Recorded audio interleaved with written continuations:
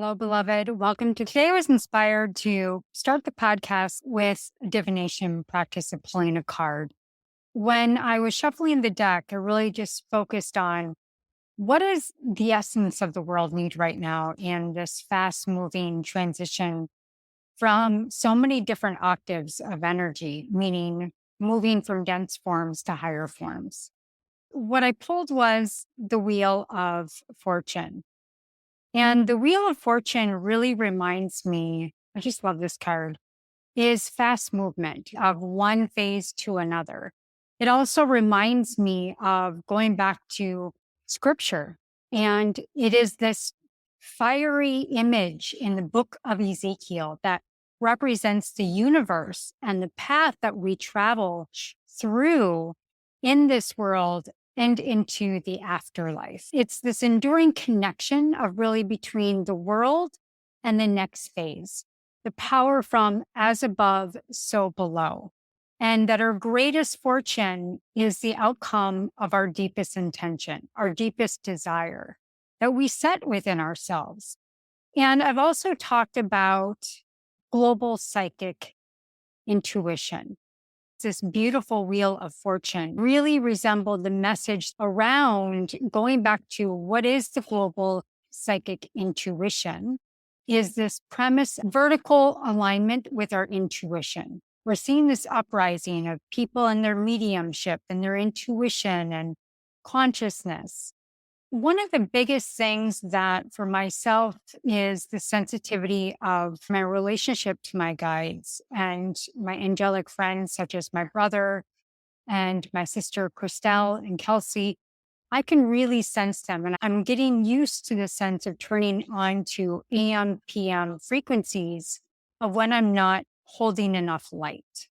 So I wanted to remind us of this global psychic intuition, which is being tapped into our devices, tapped into the collective consciousness, tapped into Telegram channels or Twitter X channels, and listening to constant overflow of other people's opinions really detracts and makes our veil even more fuzzy in a more perspective of octaves, of the frequency of octaves and how we can fine tune the octaves. And then I wanted to end with how can we pour into ourselves with grace? So I'm going to go ahead and show the image of the Wheel of Fortune. And as I'm dialing in, really tap into what's in motion for you right now.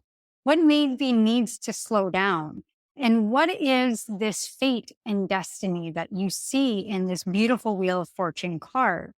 The Hindu word with the element of fire also means guru, which is so appropriate because it really means aligning with the planetary planet of Jupiter, that it is your guide throughout your life. It's providing you with this sense of direction and how you approach problems in your life and your relationship.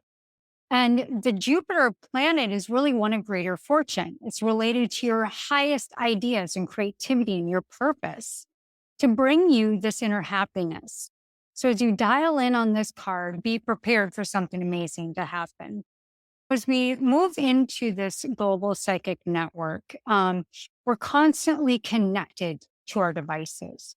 We lose this direct channel, then we become disjointed and depleted. We feel anxious. We get defensive. We get really this feeling of stuckness, right? So it is the tuning inward of this practice daily. It's about really finding that balance, like I said, between that FM and AM. Like, who are you listening to? Is that me? What can I dial into internally? And what's coming in externally? So this then comes into this metaphor of this beautiful internal orchestra. Because we understand frequency, it is an octave. So really, of all aspects of ourselves, I am physical here, you are physical, but we're not. We're density. So think of yourself as a complex orchestra. And then when these different parts of you are in sync or out of sync, it creates that dissonance. It drains your energy. But when you strive for that harmony, you're in tune. You're cultivating that resilience and that greater sense of flow.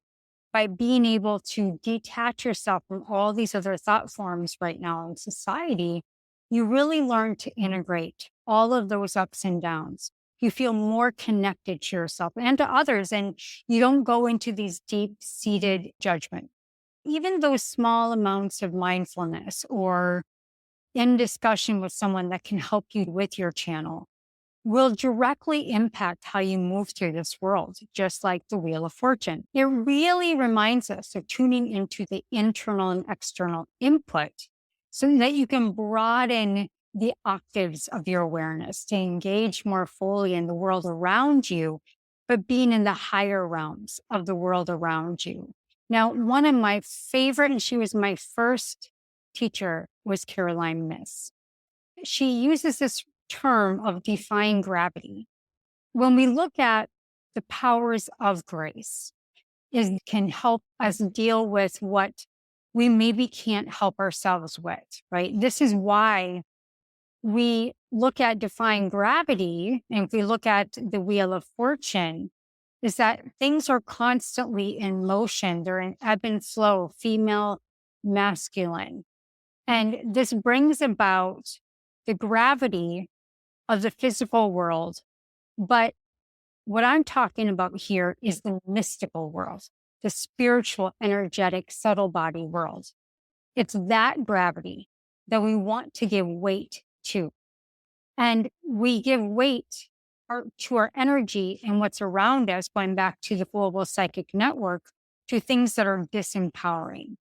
I want to give you an example. Let's say you're in this full room, you're with all of your inspired, maybe it's a mastermind, or you're with your spiritual friends. And let's say I have this pen. I ask all of you, who wants my pen? Nobody. Why would you want my pen? Of course you don't want my pen. That's the point. So be in that moment, go back into your mind's eye, what it feels like to remember when it feels like nothing matters. You don't have any connection to something, to not care that I use this pen, that you use this pen, that you'll never need to even see it again. It means nothing to you.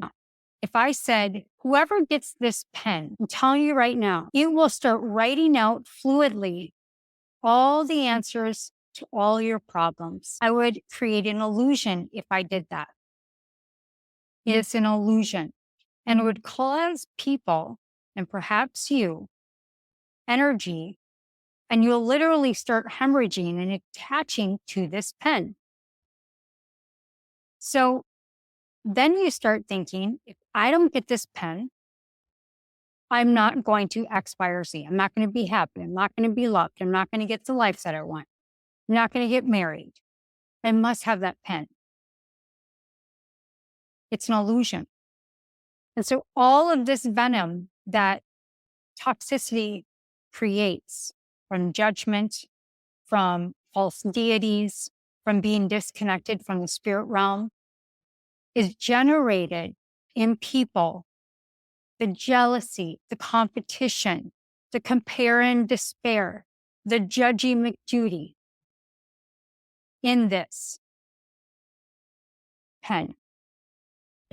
That's all it takes is one illusion. So we live in this world of illusions. It's in our head. And now this is one of my greatest lessons in this life, is to get out of my head, because I am super masculine. I love thinking. I love creativity, but I'm moving more into the creativity of the open heart space, which has allowed me more patience and self-love and more grace.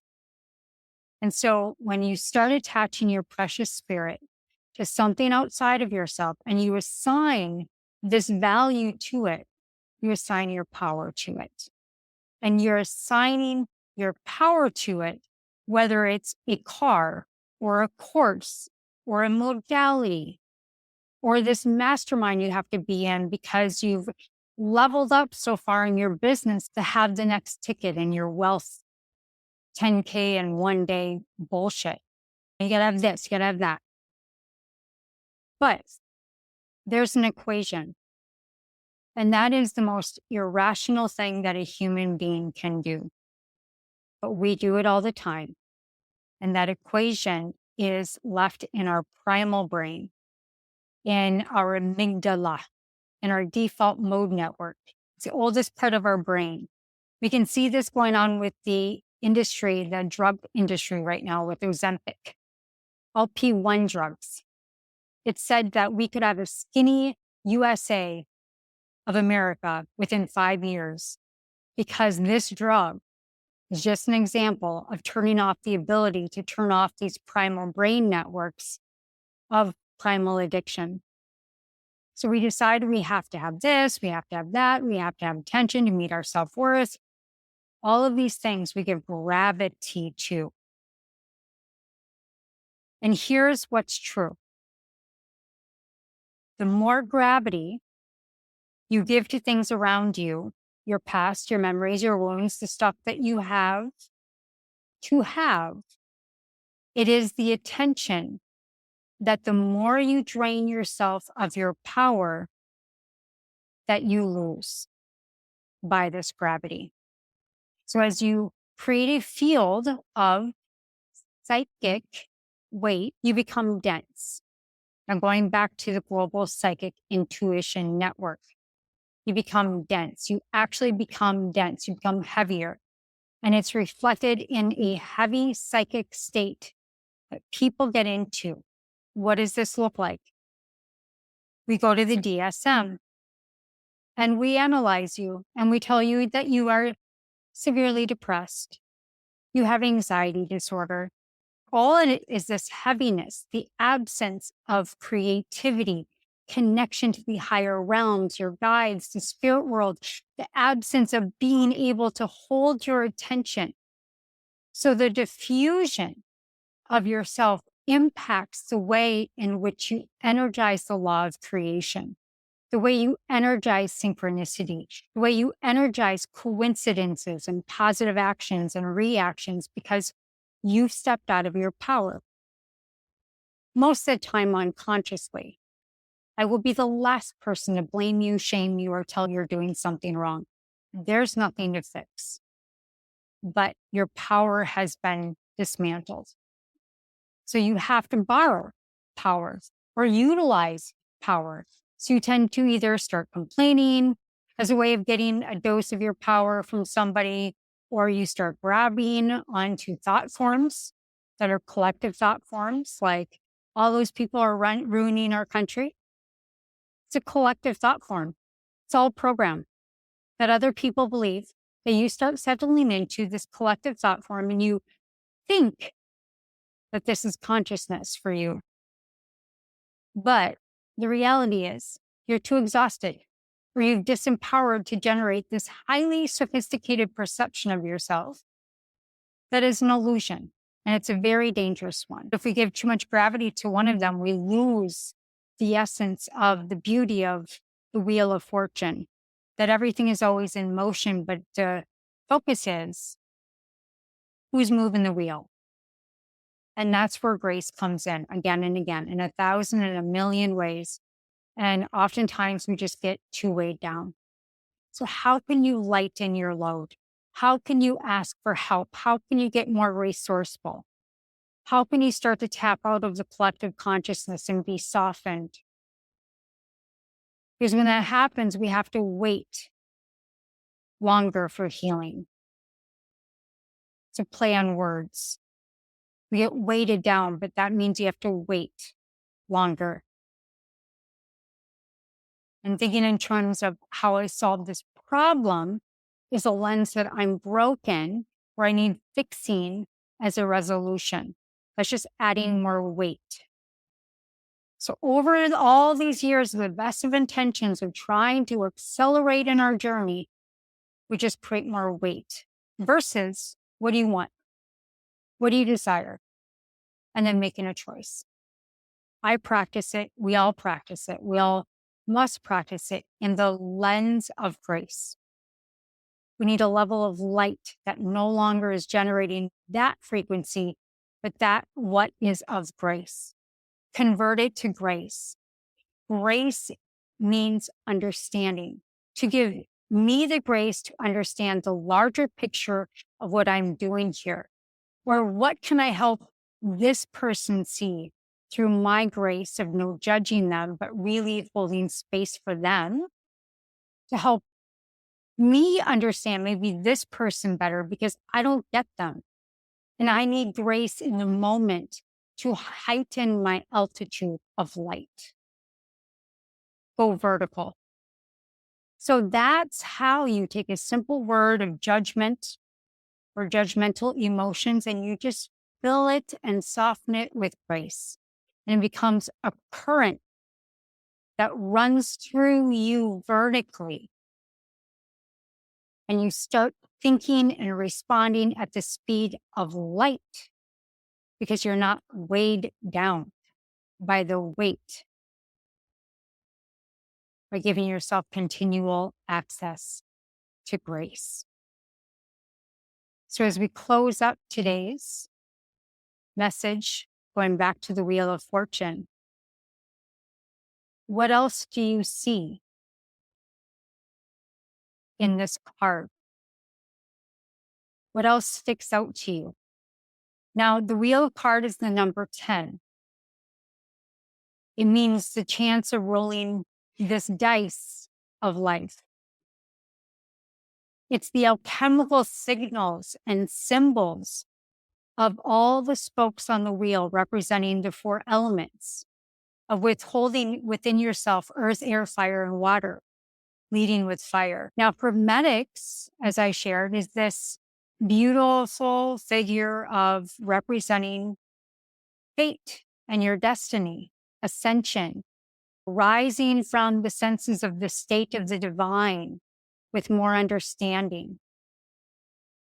And the clouds that are in this interference with our ability to see the world around us more clearly by releasing the weight. And lastly, the Sphinx on the top in the middle is this symbol of life's mysteries. And to me, that connects back to the message of the connection of the mystic, intuitive weight, which is one of play and innocence and non-judgmental, versus the opposite. So this is a decisive moment. This is a place of good fortune. This is a play of life cycles and destiny and turning points. So I just want to welcome you into the Wheel of Fortune for the week or for the day and just deeply reflect what this means to you. Sending you all my love, all my light, and we'll see you on the next one.